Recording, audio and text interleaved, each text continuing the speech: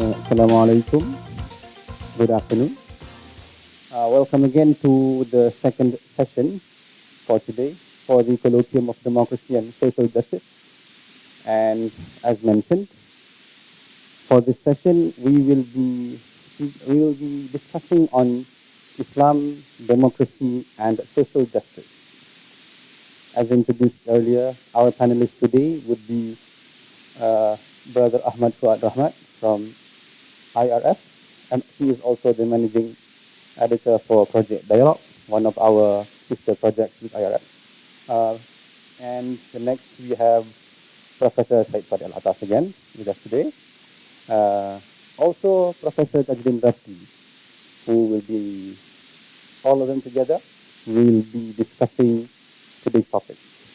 Okay, the format for this session is that each speaker will be allocated 15 to 20 minutes time each to present their case, and upon conclusion from the last speaker, we will open the floor for the question and answer session.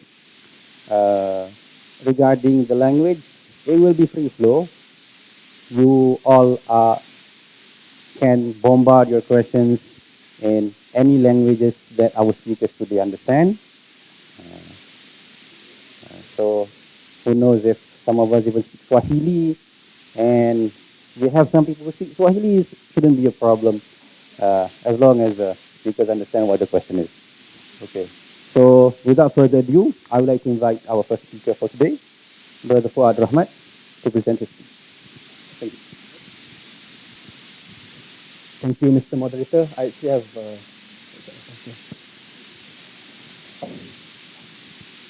I'll try to be quick on I think a very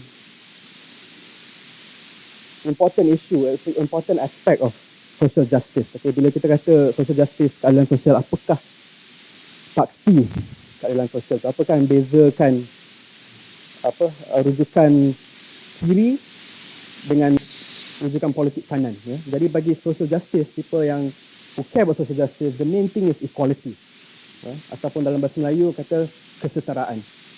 And I want to spend a few minutes to talk about this because at least from my observation in Malaysian political discourse, we tak dengar sangat penggunaan istilah kesetaraan ni. Kita dengar hak, kita dengar kebebasan. Kesetaraan, equality, kadang-kadang bila kita dengar pun dia tak mendalam. Kita tak menghayati apakah maksud istilah ni dengan mendalam. Dan pada saya mungkin ada faktor kebudayaan yang boleh menjelaskan kita punya allergy towards this term, because Malays, especially in the Malaysian context, very feudal mentality. Right? Kesetaraan ni something yang susah nak digambarkan sebab tak kisahlah, sebab kita terima hierarki feudal dengan rakyat biasa, terima hierarki agamawan dengan rakyat biasa, golongan elit, Datuk Tan Sri dengan rakyat biasa. Something about our default perspective in the Malaysian Muslim context, kita somehow terima hierarki ni sebagai something natural. Yeah? So, saya nak touch on this a little bit.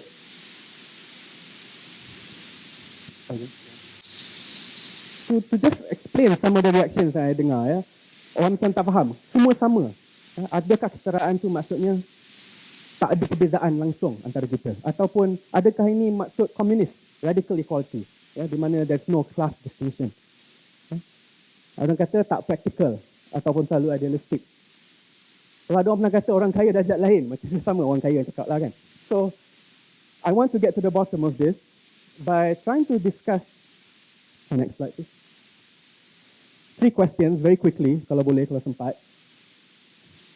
Mengapa kesetaraan? Kenapa kita dokong equality ni, ya, sebagai aktivis social justice? Dan apakah sebenarnya yang kita nak setarakan? Dan bila kita dah tahu apa yang kita nak setarakan, bagaimanakah kita pelihara kesetaraan itu? Ya? Jadi I want to try to make sense of equality. Right? There's a famous philosophical argument against equality. Right? They say that there's no two things in the world are the same. There's 2 objects in the world, none of them are the same. One will be slightly heavier, one will be left, one will be right, one will be in a different position, so depending on where you stand from, so on and so forth. They even say that no 2 things you imagine in your head are the same. for the same reason. If you want to compare two things, one will be on the left, one will be on the right. There will be some difference, right? So how, If it's so difficult to imagine, kenapa kita nak kesetaraan lagi? Why do you want equality? Okay, so this is some of the things I want to talk about today. Okay, mengapa kesetaraan? Okay, next. The basic commitment, yang saya tak tahu lah ni selaras dengan Islam ke tak, mungkin kita bincang dalam sesi Q&A nanti, ialah kehidupan kita difitrahkan maruah. Every individual is sacred, right? And maruah ini menggambarkan nilai intrinsik setiap individu. Maknanya kita tidak dinilai oleh karakteristik luaran saja. Kita bukan dinilai dari segi jantina, kita bukan dinilai dari segi kaum atau agama. That means each of us, despite our different position, whether it's class position, gender position, we all have nilai yang intrinsik. Dan this is in one way kita semua equal sebab kita ada nilai yang lebih, yang menjangkau ciri-ciri fizikal kita atau ciri-ciri duniawi kita. Yeah. And this is become the basis of human rights, right? Sebab kita ada nilai intrinsik ni, oleh kerana kita ada nilai yang sacred, in this one not sacred but internal ni, maruah ni harus dipelihara. And in this sense, kita semua juga setara.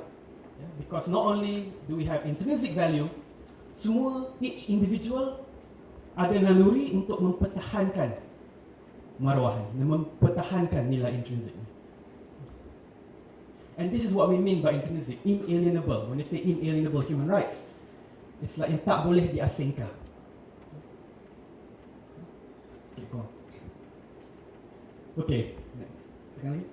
The second reason is that kesetaraan termaktub dalam makna demokrasi itu sendiri. Yeah? So if we look at modern notions of democracy, these are the three paksi. Yeah? Liberty, equality and solidarity. Yeah? So equality ni, on one sense, is natural, something yang kita rasa, that's why we have respect, that's why we have love for other people, because there's nilai intrinsic. But the second reason is that this nilai becomes the basis for us to have a democracy. Kalau kita tidak setara dalam tahap nilai intrinsik, that means sistem penghambaan tu boleh diterima. Sebab sistem penghambaan itu diasaskan berdasar kefahaman bahawa kita tak ada nilai intrinsik yang sama. Hamba di sana, golongan tuan kira ditempatkan di atas. Ya, sebab kita ada nilai intrinsik ini, the idea of slavery doesn't make sense. And that's when you have democracy. Right? Democracy is against slavery. Right? It's to honor equality. And this is why bila kita dah identify kesetaraan ni, kita can say that demokrasi is kedaulatan rakyat, bukan kedaulatan segelintir elit. Right? We talk about the people. Right? Sebab semua individu ada mempunyai nilai intrinsik, semua ada interest to protect that value. Pemerintahan, proses pemerintahan itu harus diambil kira dari sudut rakyat. So kita mula lihat why it is, what do we mean by equality? Equality in the sense that everybody has intrinsic value. Tak boleh dijual beli, dan tidak boleh disimplify ke ciri-ciri luaran kita.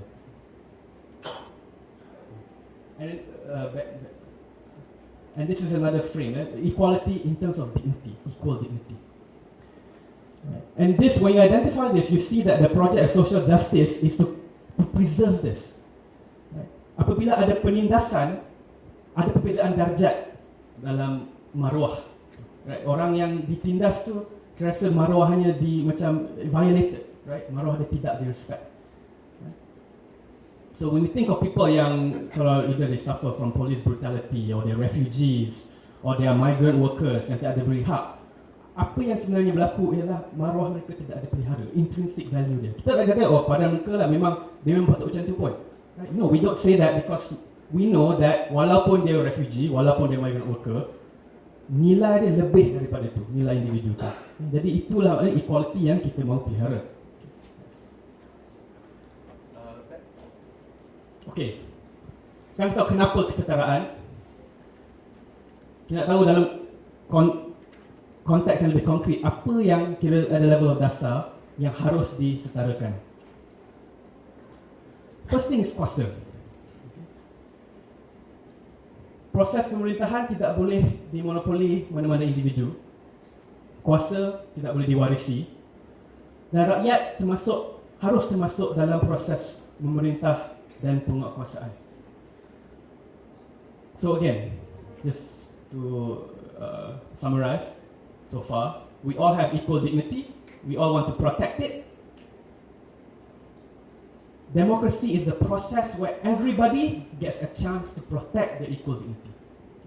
And when they can do that, when everybody is of equal dignity, power cannot be controlled by any one person.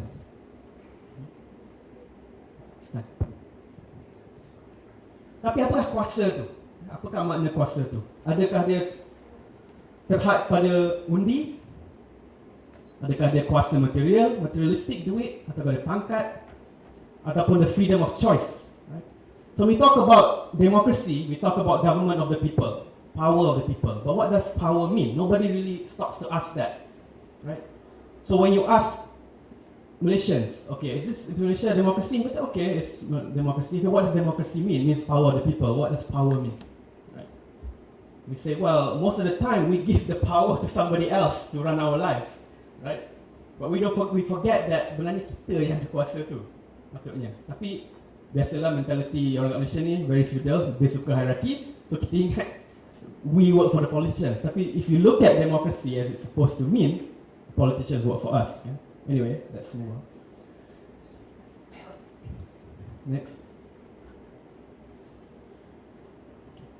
Power means autonomy, the control over one's life, one's dignity and life. Right? Remember, we all have intrinsic value. Kita ada marwah. Power in a democracy means you control your life in order to control your dignity. Atau another word, I think Riz suggested this word for me, autonomy is kemandirian. Right? Ataupun nak translate boleh autonomy, is it? Okay, next. Tuan diri you're master of your own self. You're not a master of someone else. Right?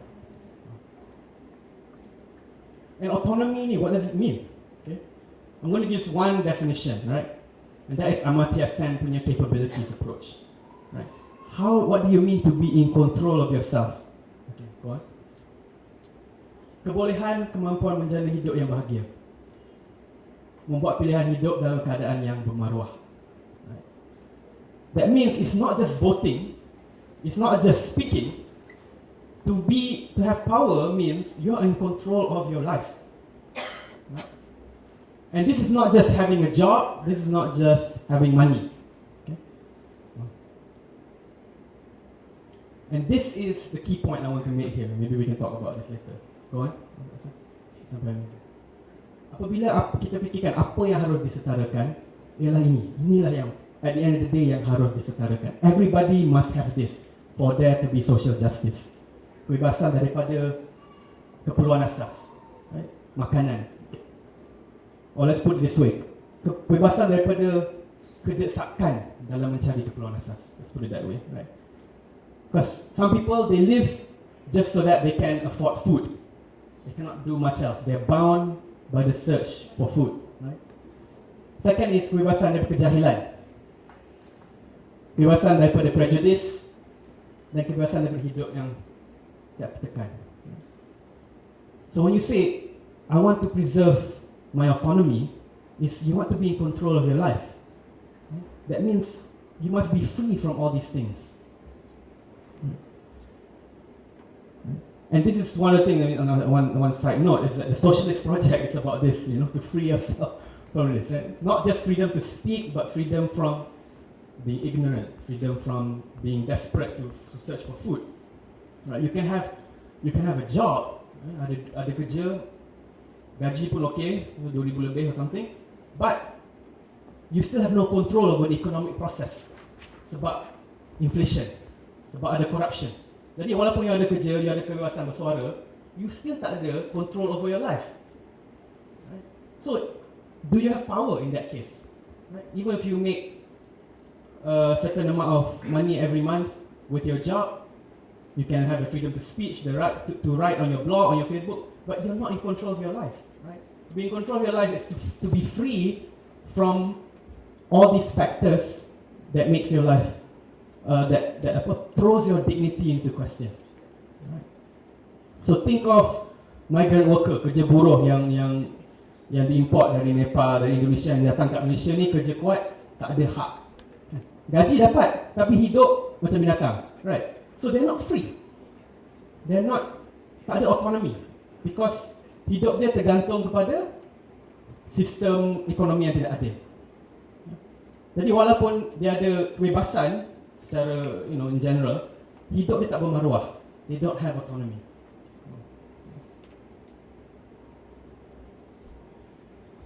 So just to define it more, menzahirkan autonomy ni, when you want to preserve your dignity as a human being, you menzahirkan luahan kehidupan yang berharga dan bermartabat.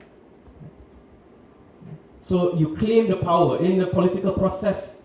You use the political process to strengthen yourself, to empower yourself, right? And that is social justice. Is that? Okay,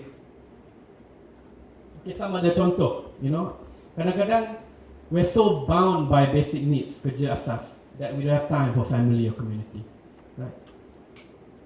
Ataupun demokrasi dalam tempat kerja memang tak ada, kan?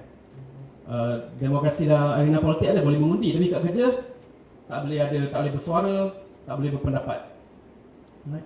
The third one, to be relevant for Malaysia, is luahan budaya tanpa takut atau malu, right? So imagine yourself right now, imagine a Christian kat Malaysia ni. Every day Batu Tusan Malaysia kena attack. Memang dia ada kerja, memang dia boleh mengundi. Tapi suasana sosial tu sangat negatif, that maruah dia terancam, right? So his dignity, the minority, the religious minority punya dignity is not preserved. So you can't say that they have autonomy. Right?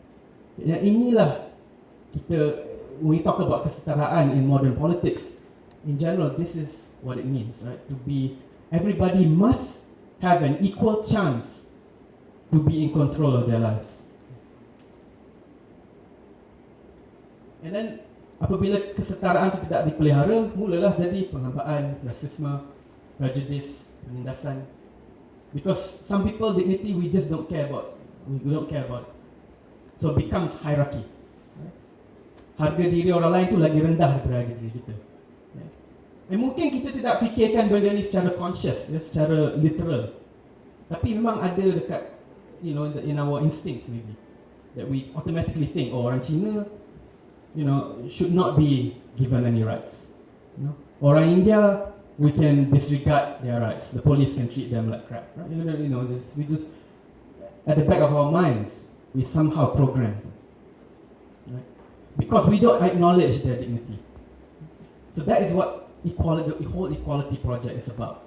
Right? So everybody can be recognized for their worth.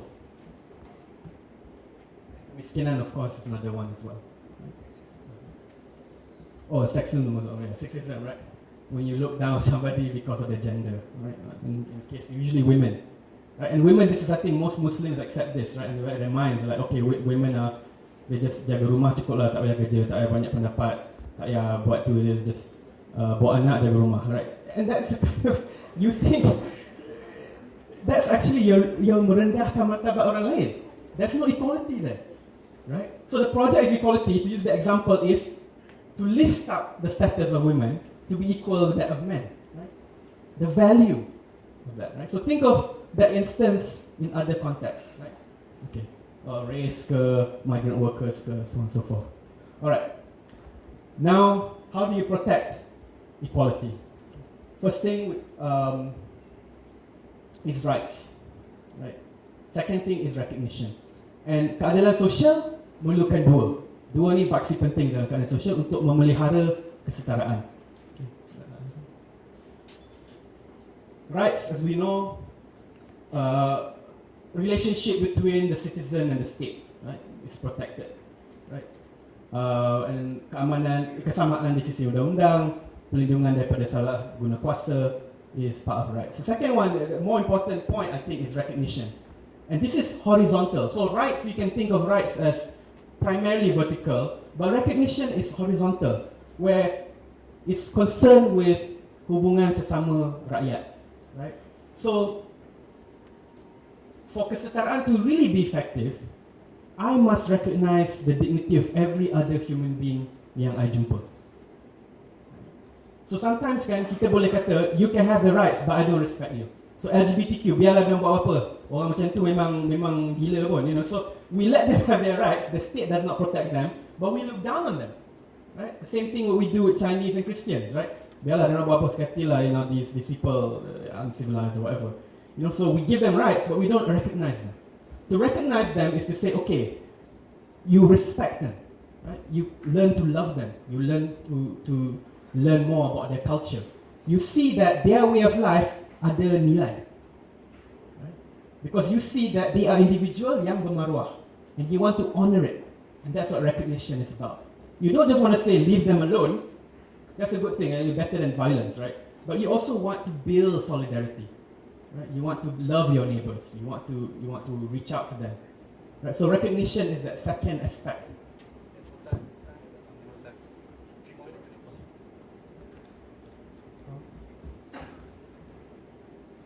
So, and recognition has to be mutual, right?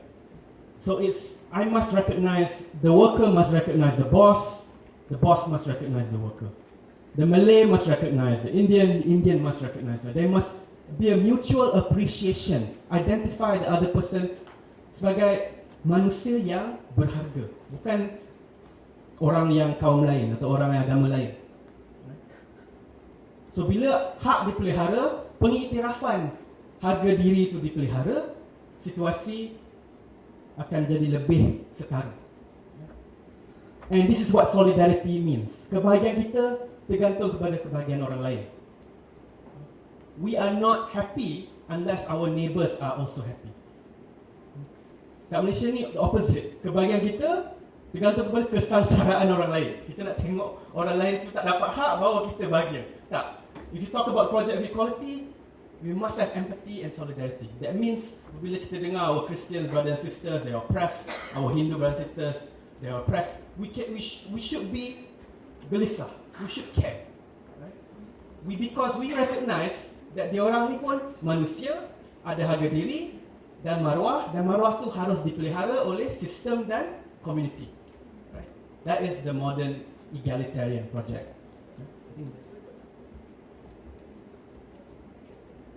So basically, the long short of it, I hope I didn't rush, but kesetaraan ni is about rights and recognition, equal rights and equal recognition for everybody, and hopefully we can talk about this more masa Q&A. Okay. Terima kasih kepada saudara Fuad.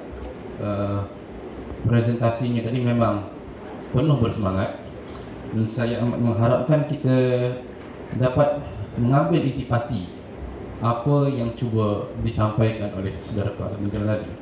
Banyak juga perkara-perkara yang disentuh dalam keadilan sosial yang cuba kita semaikan di kalangan masyarakat kita.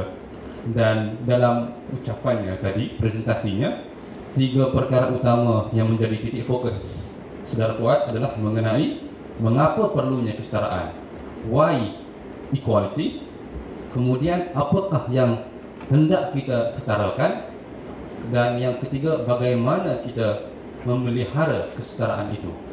Jadi saya harapkan yang kita semua dapat mengambil apakah dia 3 intipati daripada 3 perkara utama yang cuba disampaikan oleh saudara Fuad sebentar tadi.